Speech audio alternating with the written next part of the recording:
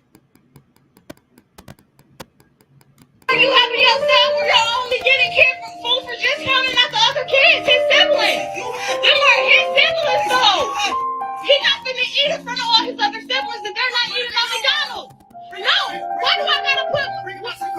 No. He's not finna eat that at all if you can't bring enough for everybody. Yes. How is that dumb? You sound dumb. You sound dumb. Where are they, Daddy? Nobody told you to talk to some other. You had them other kids. They're your responsibility. They're not my responsibility. Okay, but if you're gonna bring one, you need to bring it for all. How do that shit look that I'm letting one child eat McDonald's and all the rest of the kids can't eat no fucking McDonald's? You know I get food stamps on the 11th.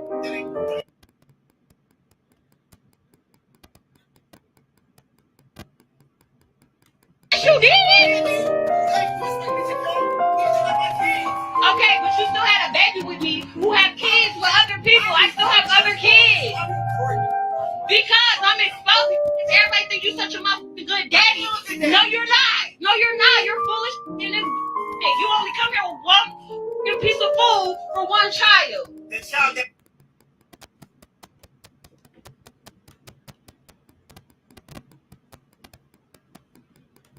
kids. This not my kids. Them are your kids' siblings, though.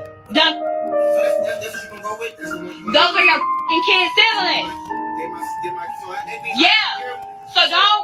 No, I didn't say you have to take care of them. You can bring them something to eat if you bring one something to eat. I bring them food every other day. What do you mean? Exactly, but you don't never bring food for the other ones. You know I get my food stamps on the 11th. Okay, but I'm saying we share the same kids as well. Here. No. You know what? Fine. Give it here. Give it here. Give it here. Give it here. Duh. He ain't eating this. You. Because you. This chick really.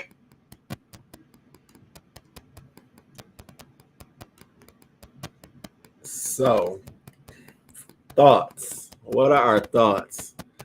So like I was telling you, I was in a situation like this before. We were very young. We lived on 6th Street. My mom had four of us, and my baby brother Javon, R.I.P., was from another guy. And my mom told us all to get dressed. Get dressed. Your dad finna come get y'all, take y'all out to eat.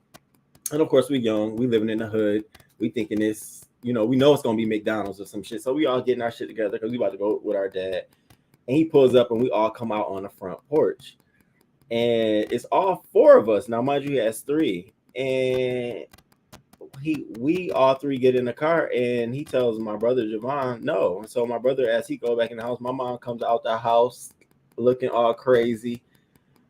Why he can't go? And I don't know I can't remember what my dad said. All I remember my mom says, y'all get out that car. Get out this car. Get out that car. If one can't go, y'all all can't go. And we got out that car and we went right back in that house and my dad left. And I remember that time. And I remember thinking like, damn. Now, I didn't even think about it as a wrong or a right situation. I just thought, damn, he probably ain't had no money to feed him. He probably ain't had no money for him. But if he did have money, he probably would have took him. That's all I thought. But now as I'm older and I look at it and I just saw this situation, it's clearly a lack of communication. Again, all it takes is if I'm telling you I'm about to bring my child some food, for you to reply, I have 3 other boys, or in her case, I have other kids. You got to bring them food too. For them to have the conversation, then no, I'm not doing it. Then you move from there. But I think catching him off guard like this, trying to expose him again, you're doing permanent shit, viral shit for permanent people in your life. This is something you can never get back.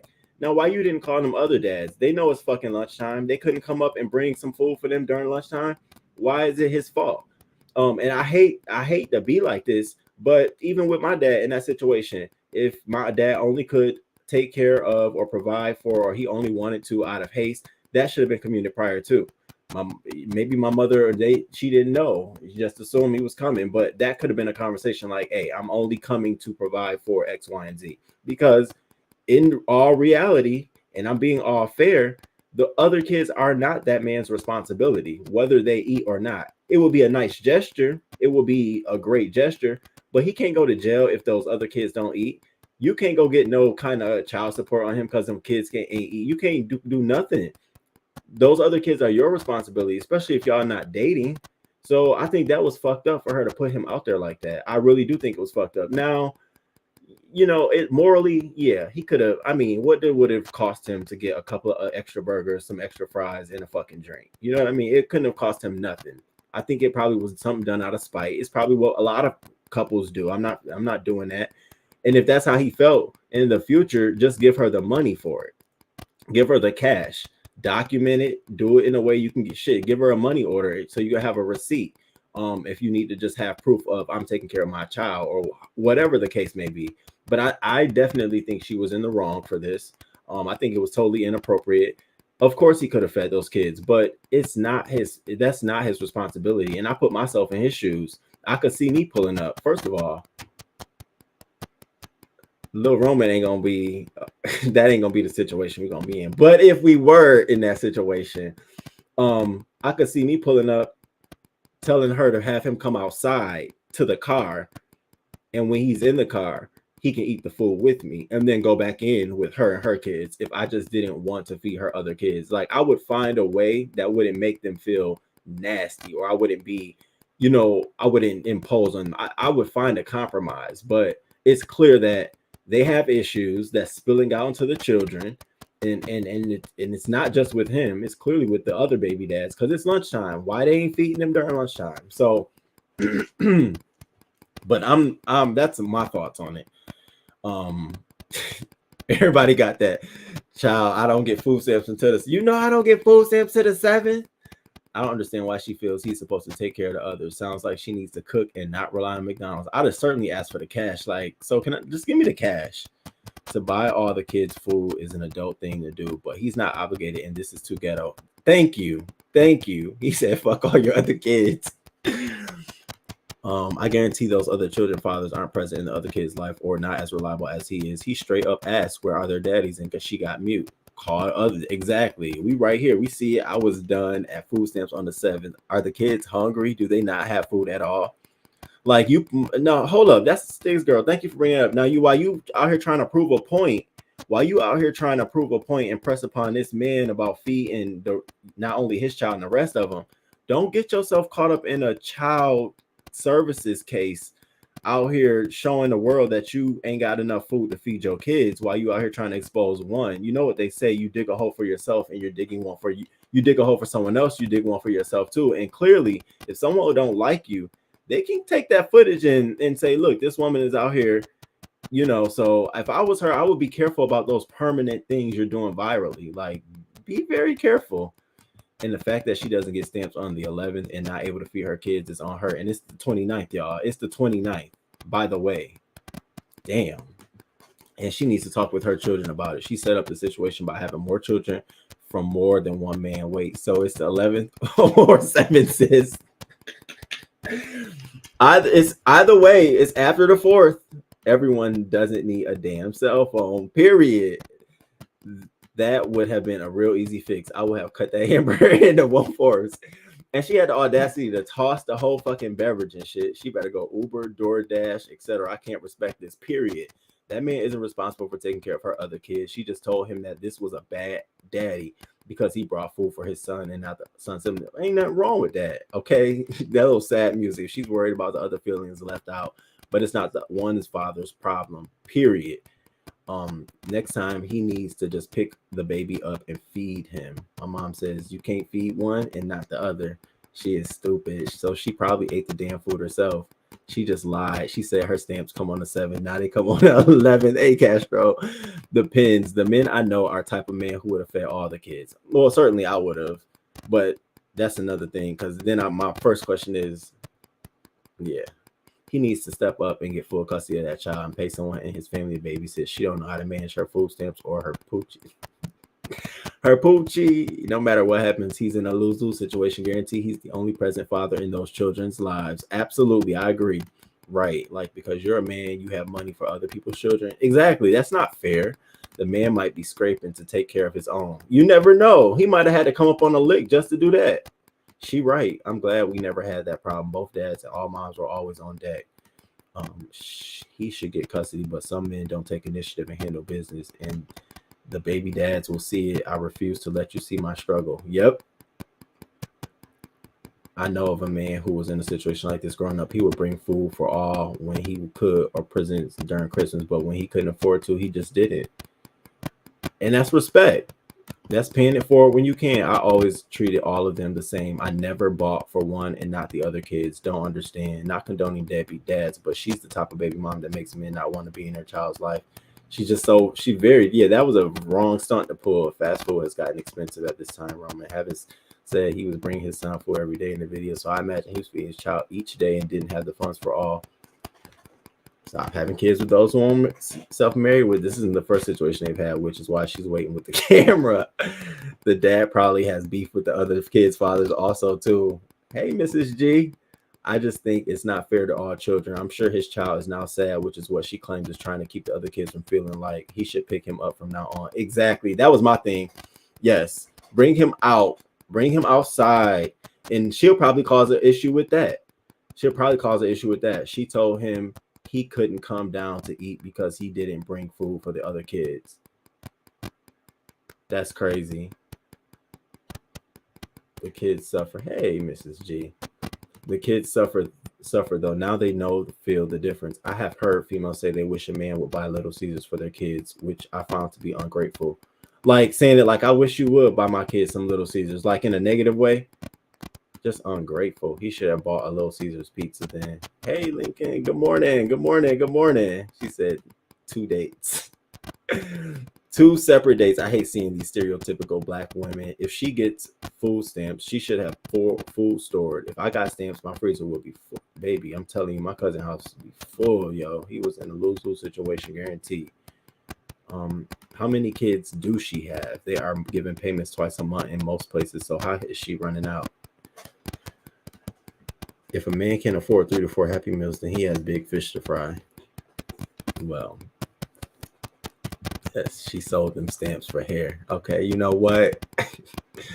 So, yeah, we definitely all are probably on the same page. It's wrong on both ends, but she didn't have to expose him like this. And next time he could find another way to spend some time with his kids. So, now we're finna get into the more crazy murder stories of today, and all these stories have to do with mothers and mental health. And so let's just jump right into this. So first one, Detroit mom charged after blind 3-year-old son's body found in the freezer. So this story is bananas. It's crazy as hell.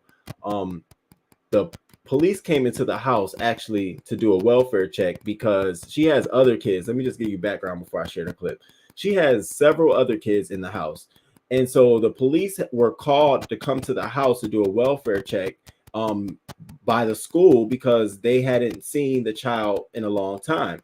And on their arrival, they found the decomposing body of her blind 3-year-old son stuffed in a freezer in their home. Okay. The medical examiner ruled the boy's death was a homicide. Details surrounding his death and how he was killed have not been released, but it's unclear when he died or when he was put into a freezer. Police and child services entered the home last week. They also found her 5 other children living in squalid conditions. The 5 surviving kids were taken to a hospital for evaluation. She's being charged with felony murder, first-degree child abuse, torture, and concealing the death of an individual. Now, they're saying that the alleged facts in this case have astounded even the seriously jaded. The accused killer's own mother told the outlet she and other family members had previously warned child services about her daughter, but they would go and inspect and then give her kids right back. Now, this is how she got away with it. She had told the school that he had burnt his hand on a hot plate. And after that, she sent him to live with his father in another state. And so they never thought nothing of it. What? And so After some period of time and the family called in Child Protective Services for the other children, they finally came to the house. So get into this clip. These motherfuckers out here, they just doing a lot when it's not even warranted. You can literally drop your child off at a fire department at nowadays and ages. Hell, if I had a center, you can just bring them over here.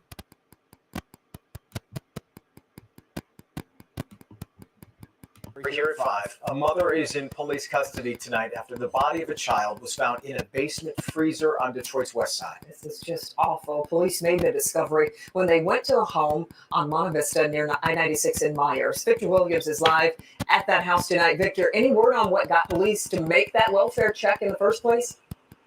Well, Kimberly, we're told that this is all the result of a CPS investigation and welfare check. Once the police made it to the door, they realized that something just was not right. Now, they have no idea how long this child was potentially in that freezer or what led to this happening to begin with.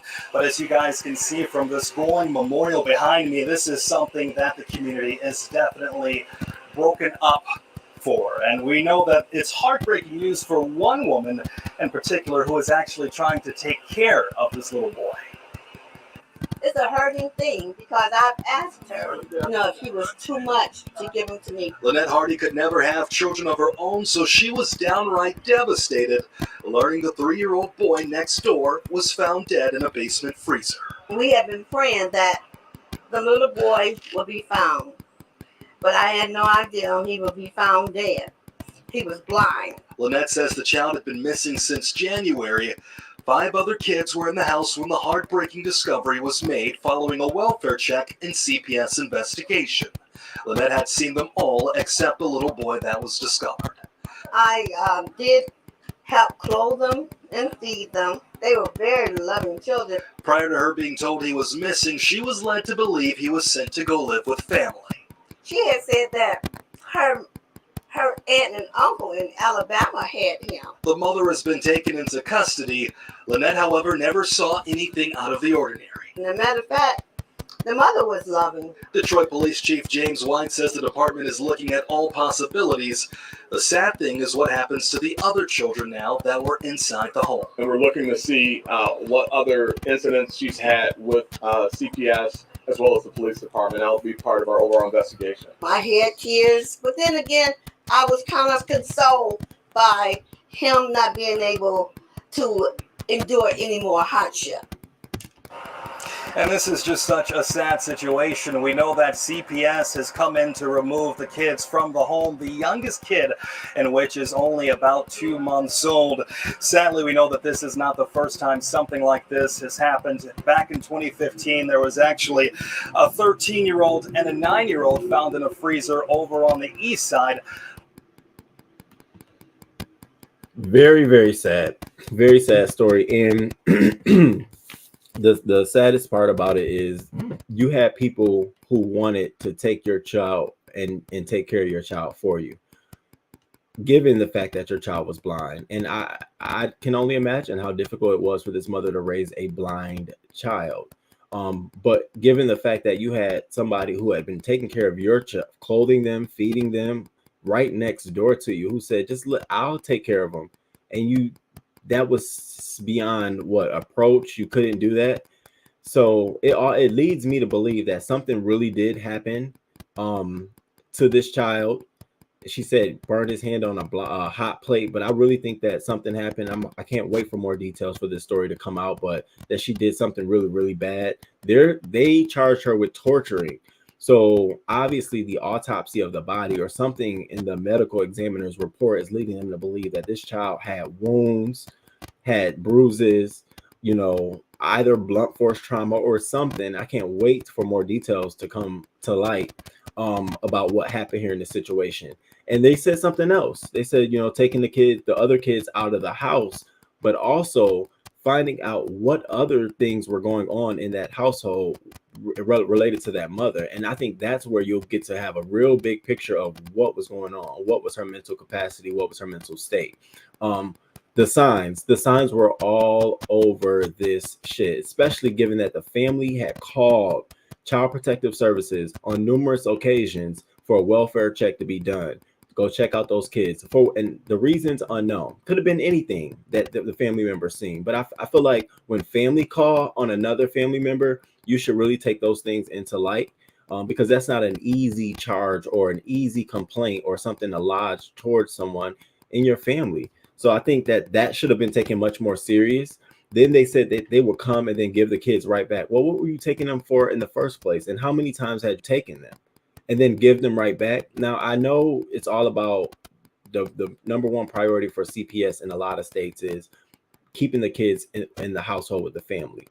But here, very poor decisions, very poor decisions. And I think that I don't think that those kids should be released to anyone in the family, because if they couldn't stop or if they couldn't even get any of those kids help, it just leads me to believe that I don't know if at this point it's a safe environment for them to still be in. There's still a connection to their mom. It still be a connection to around following the death of their father. I just feel like together they need a fresh start with a lot of resources and a lot of love. I don't know. This one shook me up a lot because the boy was blind. And so I consider folks like that a very vulnerable population that we should want to protect. You want to wrap your arms around. You want to make sure they have all the resources they have. And you're the parent and you couldn't even do that. That was too much for you. So very sad story. Very, very sad story. Her states need to fix her like we do dogs. She out here having kids with multiple men. She is on public assistance. Some folks don't need children. This is so sad. Yes, it is. Her eyes are too close together, and I bet her head is flat in the back. Crazy. Look at that house. Oh my God. Did they say what the age of the mother is? This age of the mother she is 31. 31 years old, and she knew better. Was she on drugs or something? Yes, she was on drugs. I mean, I'm allegedly, but yeah. My God, poor baby. This is why some folks shouldn't be parenting. The mother's mugshot is real Muppet, like they should have been investigated. Where was the family? My people would never allow my kids to live like that. Jesus, it's no telling what happened to this baby. Ain't no telling what happened in that house. A whole bunch of abuse. I feel for all the children who are in the care of irresponsible and outright evil parents. I am all about the death penalty for things like this. Public stoning needs to come back for monsters like this. Thank you, Lincoln. I appreciate the support, man. Thank you so much. Shout out to you, Lincoln. Hey, Cash. Thank you so much. I appreciate it. Why my comments won't load? So I put on the what was it, this story or was it the next story? But I put on the next story.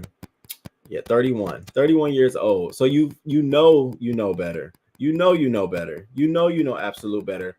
And the other kids were older than this child. So not only do you know better, you have had time raising other kids to know what to do and what not to do. And what gets me also is the fact that that lady we just saw it being interviewed willingly would have took your child. And it could have been for a temporary situation to help you get to a point where you can do it. And you still didn't. Meaning, did you have hate in your heart? Or did you despise him? Did he expose the impatience? Did he expose your weaknesses? Because children do that. Children will expose the weaknesses of parents because they're going to test all of your boundaries, your limits, and all that shit. Even as like an uncle cousin, I'd be like, oh wow, I am impatient. So was that a situation that was going on here? Yes, thank you.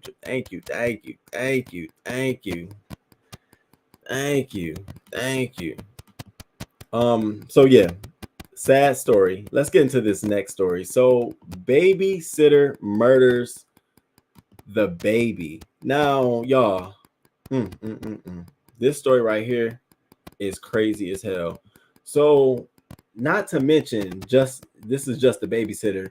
This is the best friend of the mother of the child. So you're not only my babysitter, but you're my best friend. We've known each other for years, right? And I know you got a child, and I got a child. So you can watch them. You know what I'm saying? You can watch them. And so the mother said she had been watching her baby for a couple of months now. And one day she went to go pick up her child. This was June 11th or 16th. I'm gonna play a clip. She went to go pick up her child, and the child looked dizzy and all out of it. And so the babysitter friend told her he had ate some soap. So she then takes her child to the hospital, and next thing you know, he starts having seizures. Well, during the report, it comes out that this woman had threw the baby towards against the wall, shooken him, all in that one bout. He started bleeding out his ears at the hospital. The poor mom just losing it on camera, just losing it. And she said something interesting in this clip about her friend, and that I said was, wow, what a lack of communication between these two. But so let's get into this clip. This was very, very heartbreaking. This news clip here.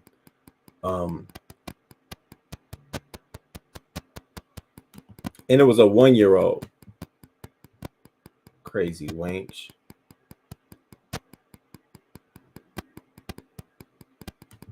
Say hi. Now, this is her. What? He's my best friend. He just have a type of egg. All right, let me stop this. So this first little video clip that's about to play, I just wanted to catch you all. This first little video clip that's about to play, that's the actual suspect. That's the one who shook the baby. This is a video clip that she sent of her while she's watching the child to the mother, and then you'll start hearing the mother speak. So let us proceed. Say hi. What? He's my best friend. He just have a type of energy where you come around him, you automatically feels better. On Tuesday, Taylor Starks told us about the brutal beating of her 1-year-old son, Kyrie, at the hands of a trusted friend and babysitter. She threw my son into the wall and shook him up pretty bad, but they said that's just a bit of what she did to him. He's been in the hospital with no brain activity since June 13th, and Wednesday morning, Kyrie died a month shy of his second birthday. His mom, Taylor, posting this on social media, saying she's crushed. I'm only 18. I don't have a mom. I don't have a dad. I don't have any family. It's just me and my baby. That's my only blood relative I have. Earlier this month, babysitter Kimora Hodges tried to tell Taylor her son was having an allergic reaction and she needed to come pick him up from this Roseville apartment complex. When she got there, Kyrie was having seizures, and soon Taylor learned this was not an allergic reaction at all. He had blood force trauma to the head, and he was bleeding out his ears, where he had to have immediate brain surgery. The babysitter has been arrested and arraigned for first-degree child abuse. Obviously, those charges could change if the child ends up passing away. Roseville police now working with the Macomb County Prosecutor's Office on more charges against Hodges, who admitted to what she did. Very cooperative, very regretful, remorseful for her actions, but it doesn't, obviously that doesn't take any of it back. Hodges does have priors for domestic violence and is being held on a very high $250,000 bond, no 10%.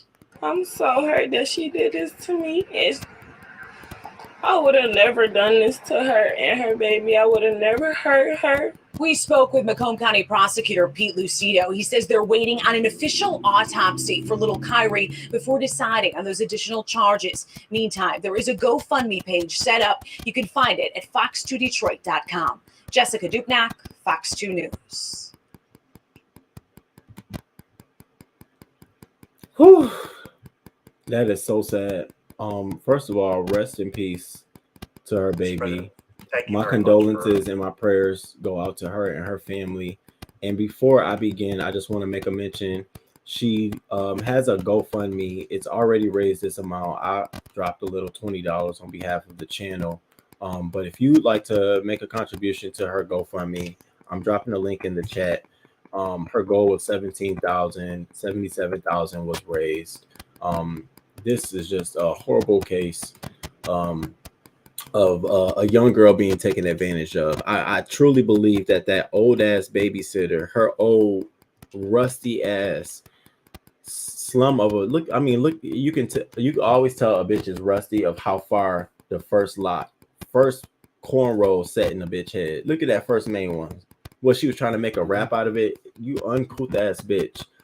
And it felt like, to me, it seems like it's been something that she always been abusing that child. And this poor girl, 18-year-old with no mother, no father, you know, having no family, really relying on her for support. You took advantage of her. You took advantage of her by way of abusing her child, you know, treating him like shit.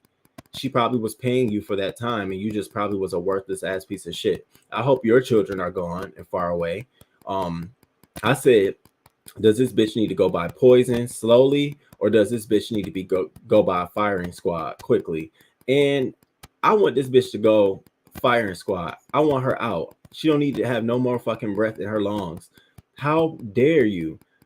And it shook me up to know that somebody like this 18-year-old girl, which I consider to be very vulnerable because she's a young ass mother in my eyes, really relied on you as another woman to really help her out in this moment.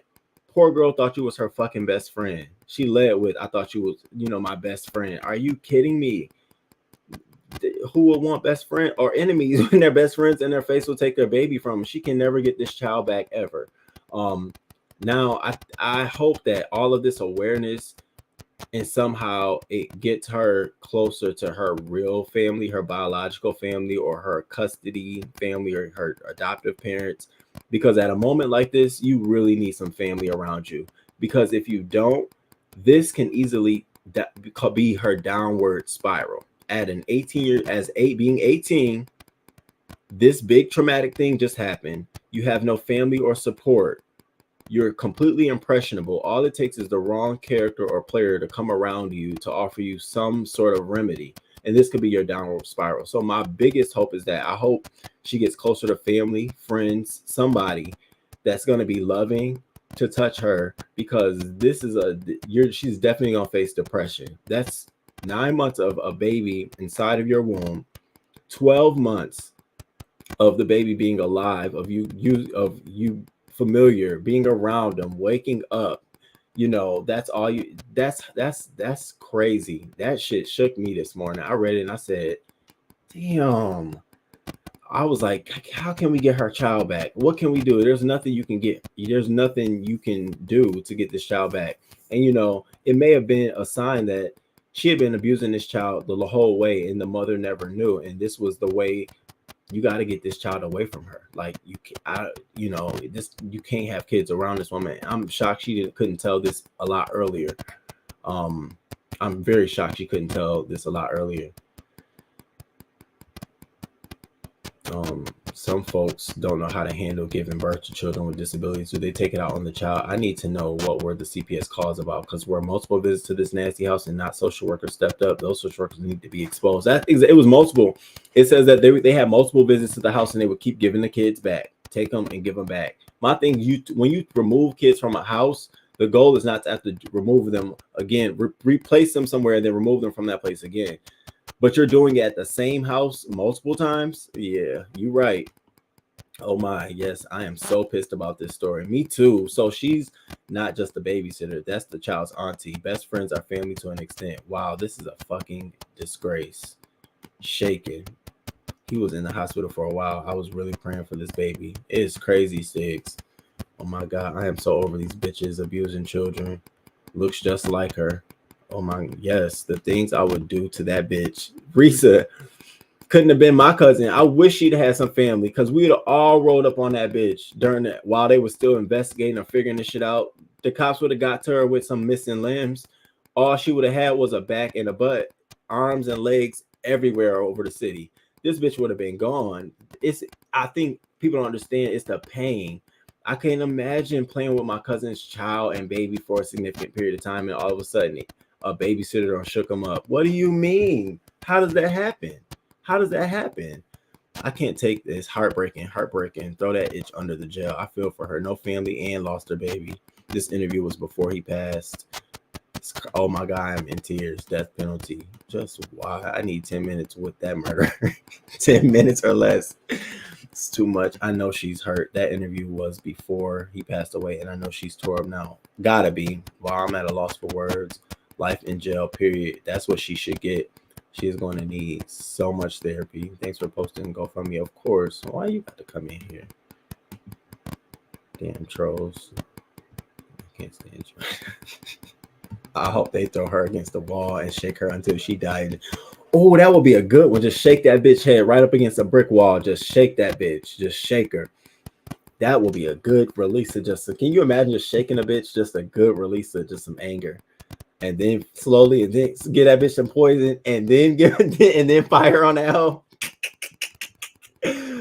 She needs to feel what that baby felt, and then remove her from Earth.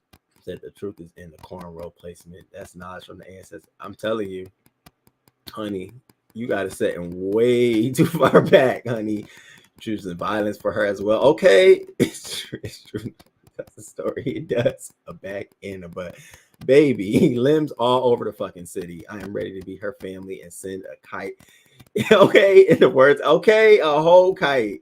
Shout out to Tay Tay. I have a male cousin whose baby mama kept him from his child. Randomly, one day they received a call stating CPS had the child as the mom's apartment complex called due to. Wow. And he didn't even know. Okay, thank you. I am, because I don't know how that just started happening after I had to block Bubbles. Ambrose, and it is that he do to her what she did to that kid, but worse. There were tests done and she was raped and charges are brought against the mom. My cousins and I are looking for that bitch now. Whoa.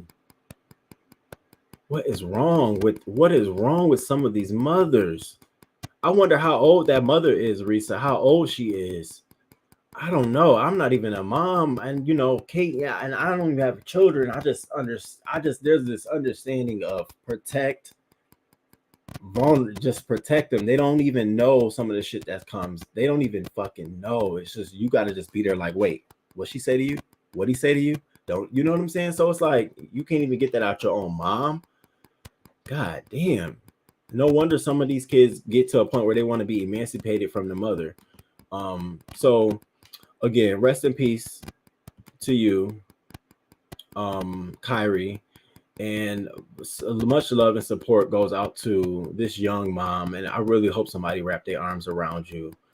Again, the link is in the chat if you want to support Kyrie. All right, and our last final story of today. Mother stabs 3 of her 7 kids and then sets the rest of the house on fire. So let's get into this crazy ass story. So this mom, she decides that I guess she's having an attempt. So police responded to a call around 9:30 p.m. on Friday of a domestic disturbance and a house fire. So when they arrived, they found 7 children inside the home, 2 who were pronounced dead on the scene after their mother, Darlene Brister, 40 years old, reportedly stabbed them as the house was burning down. 2 juveniles were pronounced deceased on the scene, a 3-year-old with multiple apparent stab wounds and 9-month-year-old. 3 additional juveniles ages 5, 9, and 11 were transported to local hospitals. The remaining 2 juveniles ages 14 and 16 did not appear to have injuries. Now, the 9-year-old 5-year-old died from their later injuries, which brought the total to 3 of the kids dying. She has 2 counts of malice murder and is being held in the Paulding County Detention Center. Now, her husband came out, and the father of the 3 victims, he was not home at the time of the death. He said he's still processing it and it's so much loss. He goes on to say she was hurt. She lost it. I am hurt, but I have to be strong. That's all I know. I have to be strong. My children are okay. We need a place to stay more than anything right now. They need shoes, clothes, and stuff like that. So let's get into this story. Very, very sad story. And he said that let's just get into what he said, because I was looking at him sideways too, because one of his biggest thing was he started asking the community for money. I was trying to figure out how that happened. We went from this to now you asking them for money, but okay, let's go. And I say that because it makes me think y'all both crazy, but let's go. New at 5, a judge denying bond today for a Paulding County mother accused of killing 3 of her children and then setting the family's home ablaze. 11 Alive's Tracy Hemming Pierre was in court as the mother made her first appearance. Darlene Brister is facing charges of malice murder. And for the first time today, we're hearing 911 calls from neighbors as other children inside the home tried to escape that night. They think that the mom or not killed the baby. From what I understand, the mom had killed the infant and was trying to kill the other children. They just jumped out the window, escaping in the chaos. Neighbors immediately calling 911 after realizing something terrible was happening at this home on Woodwind Drive in Rockmart Friday night. I can see flames coming from the front door, like their house is getting engulfed. The Paulding County Sheriff's Office says 7 children were inside the house when Darlene Brister began attacking the children. A 9-month-old baby was killed, along with a 3- and 5-year-old.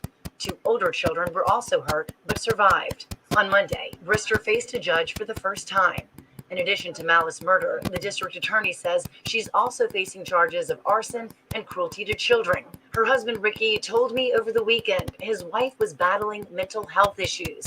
And while he's grieving the loss of their children, he's still concerned about his wife and her well-being. Do I love her? Yes. Do I forgive her? Yes. I'm going to still give her the love of Christ that any man should. Ricky Brister tells me their 9-year-old son is still in the hospital, but he's expected to survive. Now, his wife is expected to be back in front of a judge on Wednesday to face additional charges. In Paulding County, Tracy A. McPeer, 11 Alive News. So we're gonna hold on a play right there, real quickly.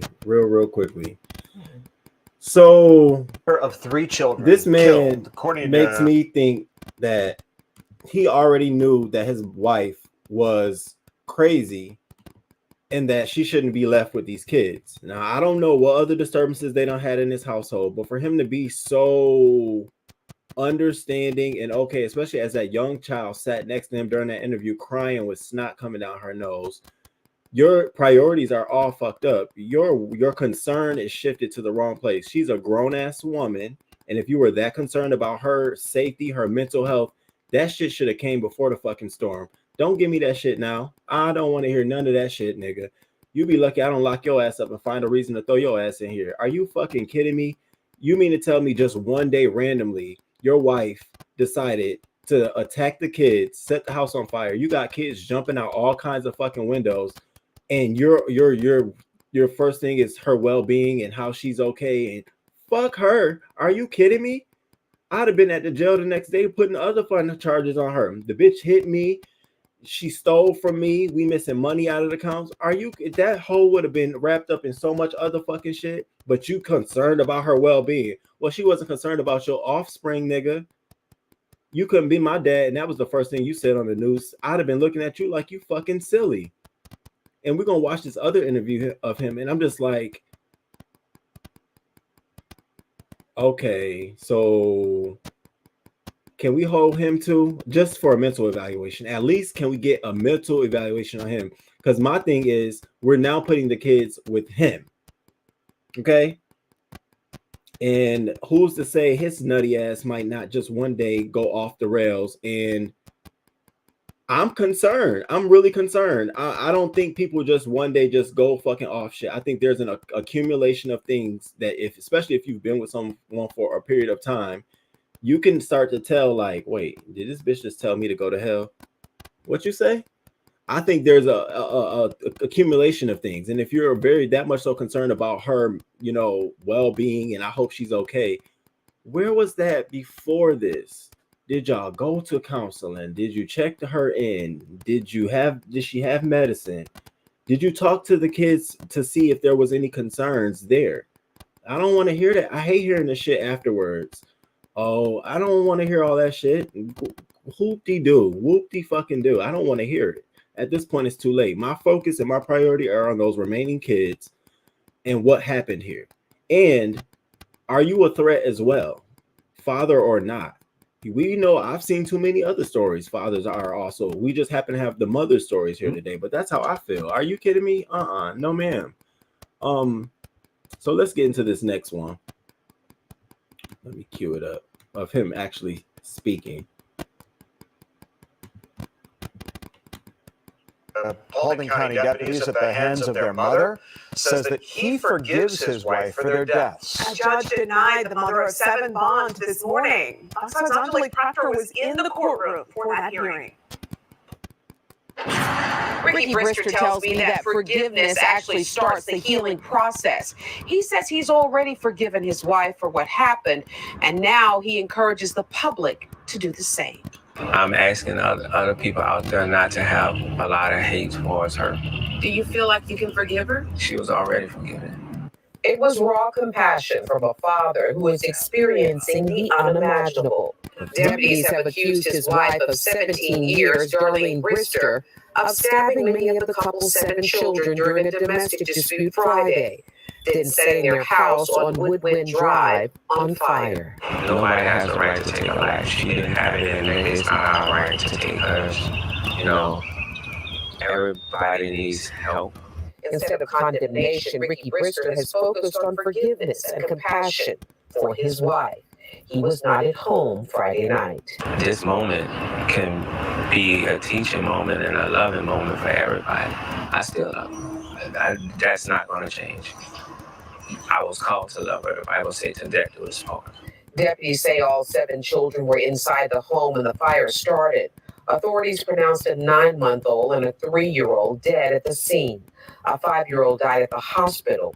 A 4th child is in critical condition. A 5th child is hospitalized. Neighbors say 2 teens jumped from a 2nd-floor window. The husband and father says it's time to focus on help and healing for both him and the children he has left. How they can help me, I have a GoFundMe that's out there. I have a Cash App. Mr. Brister says what he really needs now is a place for him and his surviving children to live. In Paulding County, Angelique Proctor, Fox 5 News.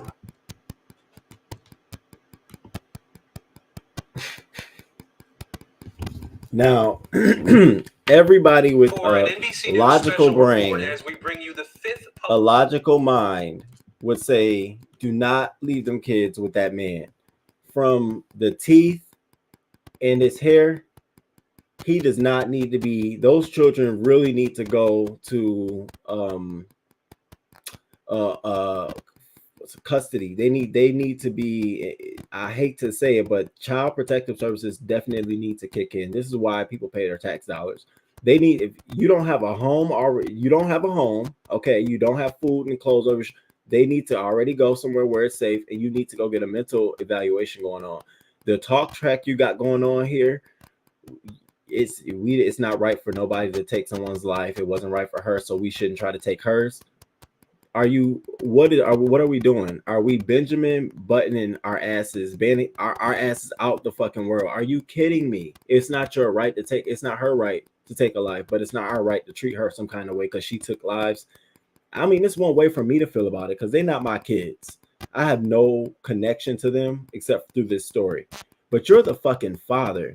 Who is their advocate if it's not going to be you? You're out here worried about her. God forbid she's out.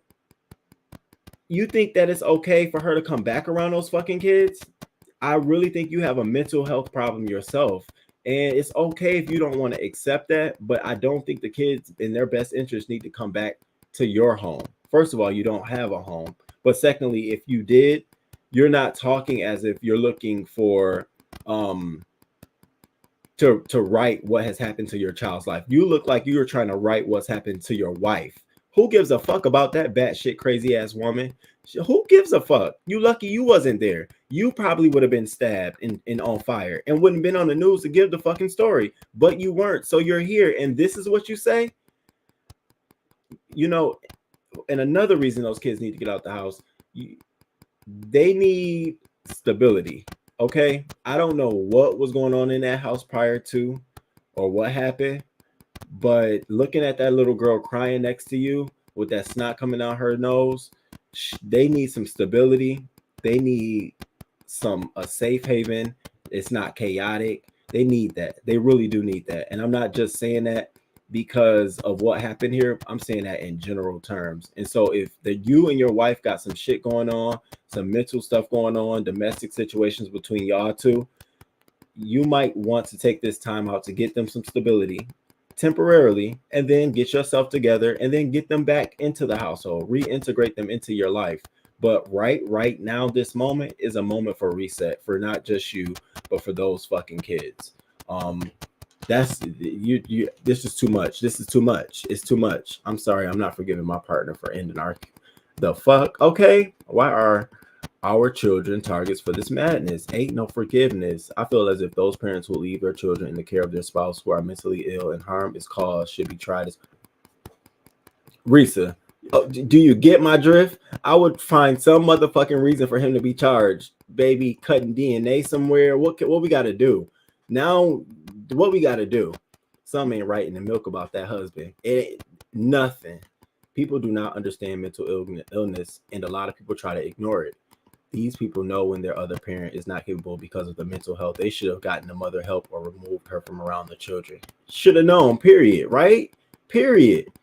How did they wind up with all those kids in the first place? All strange. There aren't many places to send people with mental issues, and the laws aren't updated to keep them in a center. Wow. And that's a whole nother story. That's a whole nother story.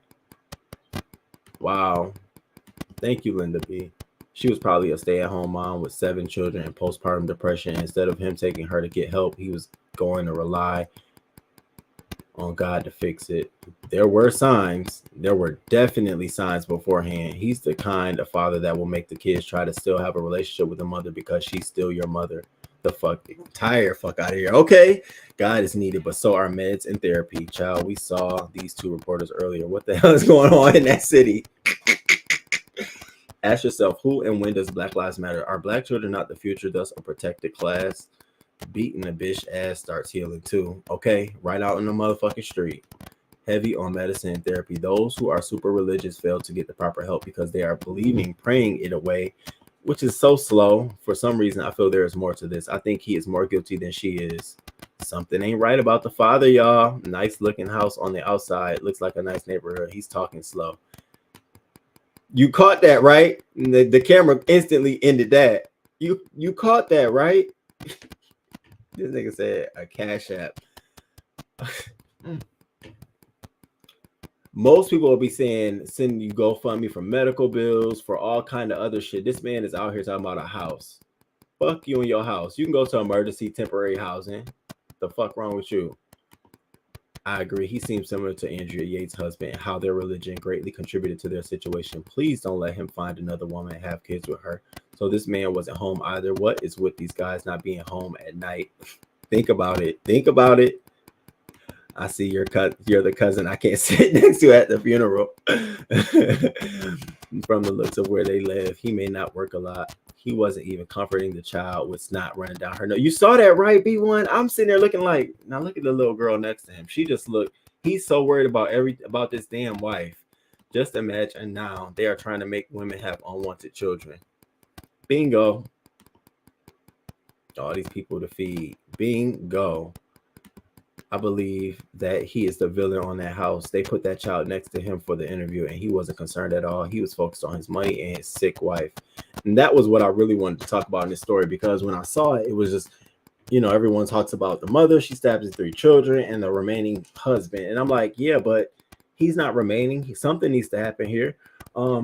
So very, very sad story. Rest in peace to the 3 young babies who could have had a beautiful future. My prayers, my support, my condolences goes out to these children, these babies who are still surviving, the one who's in critical condition at the hospital.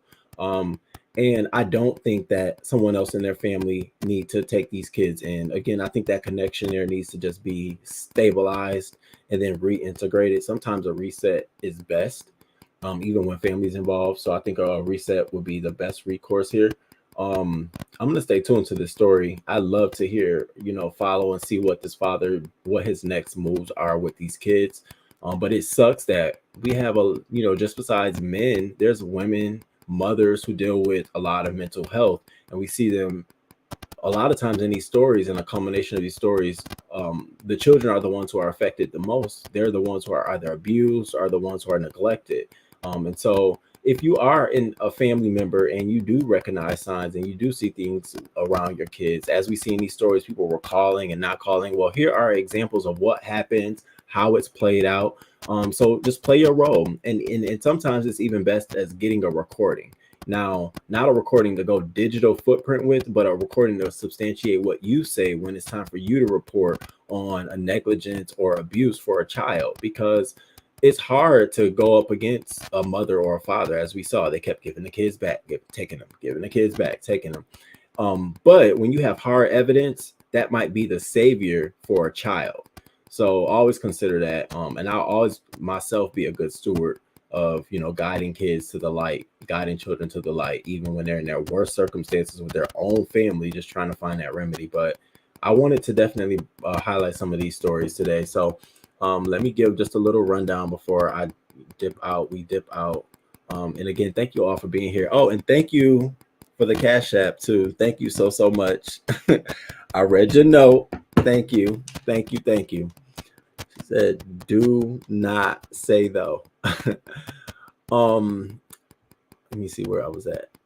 He seems like he is mind controlling. I believe that he is the villain on that house they put that child next to. Okay, I got to. Okay, so this is what I was doing. So we started with the dad who was caught sexting. Now, this dad was caught sexting while they was at a White Sox baseball game, and his daughter was next to him. So check out the video earlier that I played of him sitting right next to his daughter sexting, and he was asking the girl to do all kind of stuff ridiculous. This old white man ends up airdropping a penis pic to passengers on a plane, including a young little child who declined it, and other folks pulled it up as well. So y'all gotta check it out. Inflation checks. So they're coming to California between $250 and $1,050. However, other states to follow, Maine, New Jersey, and New Mexico, all the rest of us are just getting a gas relief for now. So shout out to those other states and California, and you won't receive it until early next year, probably around tax time. I bet your bet on it. It'll be a tax rebate. Money got to come in before it go back out. Florida has now enacted a music ban. So if you're caught playing music that can be heard at least 25 feet away, which is equivalent to 2 cars away, they will issue you a ticket and it'll be worth $114. So I feel like it's a ploy to get people as criminalized and in the court system as much as possible, especially around the midterm elections and voting seasons, where they issue you a ticket or a complaint or something, and they take your ID, or for any kind of reasons, they can penalize you for some absurd reason. And also, given the fact that we saw in Sanford, Florida, just not a couple of weeks ago, the guy was in the community and they told him, you know, you're playing this music and you're driving fast in our area. So now this is a law that's all over the state. So for any of these reasons, people can call the police, and now, you know, they have a substantiated reason. So the bill goes into effect July 1. Contraceptive shortage. Really, it isn't a shortage. They're just rationing them out because it's been a 3,000% increase in demand since Friday, the release of the reversal of the Roe versus Wade ban. So what they're saying is you cannot go online and purchase them at retailers like Walgreens, CVS, Kroger. You have to pick them up in the store. You can only buy one at a time. And I think they're doing it. They're tracking it, but I don't know how they can track it because it's sort of illegal. But there are also websites that you can go to. One of the websites was Aid Access. I checked it out. And also My Midwifery. And you can order them online and they'll mail them directly to you. Just be careful. I don't know what kind of caveat that is. We talked about the update in Britney Griner's trial, which is set for July 1 this Friday. So I'm going to be in tune with that. Hopefully we'll have some updates for next week after this trial is set. Again, she's facing up to 10 years. However, it's looking like it's going to be a swap between her, a political prisoner swap after the trial between her and Paul Whelan. Whelan was a arms dealer who was selling arms to Russians, lived here in the States, and was convicted on espionage. And so that might be a swap, potential swap. Supreme Court ruling sides with coach, saying that it's okay for him to offer prayer to his players after they play a game, which furthered the U.S. Supreme Court take on separation of church. And I played another list of video clip that show other different examples of them really opening up the church and state.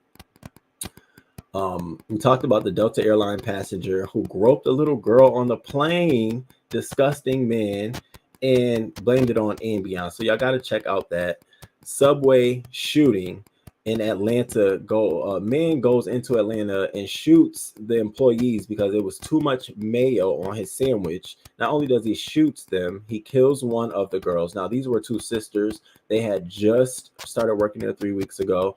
Mind you, her 5-year-old baby was underneath the counter. So y'all got to check that out.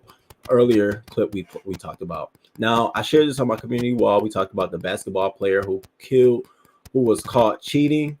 And we got down to the bottom of that.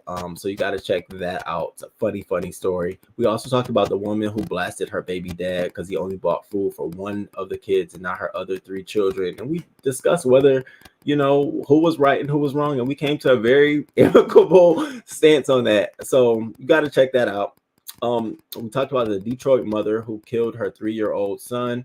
His body was found in a freezer. He was blind, and it was a very sad story. Check that out as well. Sad baby. Rest in peace, Chase Allen. Rest in peace, baby. Rest in peace, baby. Baby mother, babysitter was charged in the death of a 23-month-old boy she's accused of abusing and throwing in the wall, and that's such a sad story. You got to hit the replay on that if you didn't get a chance to check that out. I played a clip of the mother, just 18-year-old girl, no mother, no father, no family. This was all she had was her baby. She trusted this woman, thought this woman was her best friend, turned out to be her worst fucking nightmare. We all agreed that this bitch needs to pop a poison pill and then wait 2 hours and then line her ass up on the side of a busy highway and death by firing squad and a moving tractor. So she gets shot and ran over at the same time. Whichever pain hit her first, let that shit just hit that bitch. You stinking asshole. And again, y'all know how I feel about what her head top looked like. I shared the link to the GoFundMe in the chat, and I also shared on my community wall after the live. And then we ended off on the mother who stabbed her 3 kids and then set the house on fire. Children were jumping out the window. Ironically enough, the father is throwing all of his support behind his wife and just saying that he needs money and to support his kids moving forward. So get into that. Very sad story. Thank you all for being her. He wasn't even comforting the child with snot running down her nose. Oh, wait. No, child, these folks just printing money like it's nothing. Inflation on top of inflation. Look at who that bill will affect the most. Right. Have a great day. You too, B1. Thank you for coming through. Thank you. Hey, El Preston. Good morning. Have a great day, Nate. Yes, you all have a great day. Happy hump day. I hope you have a good middle of your week. Thank you for joining Local News. Come back Friday. We will have hot topics and local news. I will also give my take on College Hill. It was dropped on Monday. I watched it. I'm like, you know what I will say though? It has the same kind of buildup of Bad Boys LA. Like they're trying to put everything in on the first one, and it's like, no, please build into these characters. So we're gonna talk about that on Friday, and we'll get into some other stuff. So please come back and enjoy me.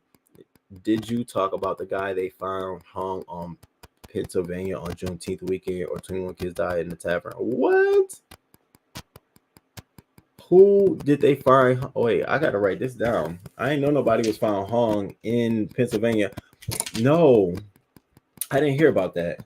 Okay, and what was the other story? 21 kids died in the tavern. I saw that story this morning. I was looking at the story. I just got to get more details on that. But yes, hung in Pennsylvania. Child, they still doing this bullshit. Thank you for bringing that up. Thank you.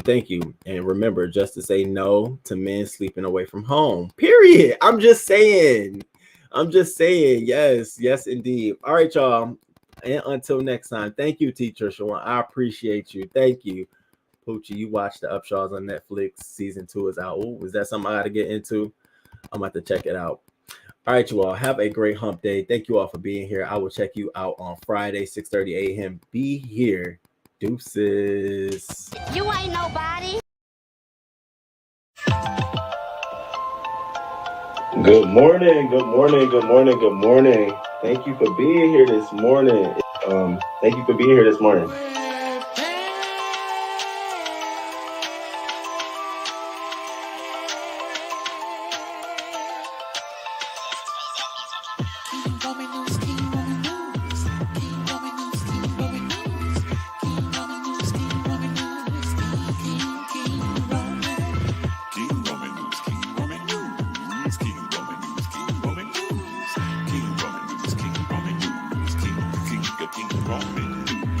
Let's go, let's go. Oh, let's start this show. King Roman News gonna come right through. Gonna give you that news just like you know it can do. Hot topics in your face, baby. King Roman knows his place, baby. King Roman News. Good morning, good morning, good morning, good morning. 6:30 a.m. Eastern time, baby. He's gonna come right on time with the news just for you. Celebrity news, politics, and local news just for you. King Roman News.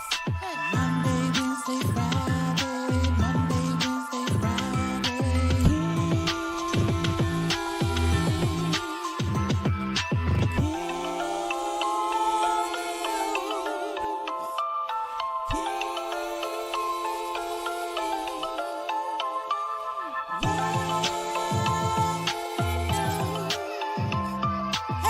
Let's go, let's go. Hey, let's start this show. King Roman News, coming just for you. King Roman News, coming just for you. 6:30 a.m. Eastern Time, Monday, Wednesday, and Friday. King Roman News, King Roman News.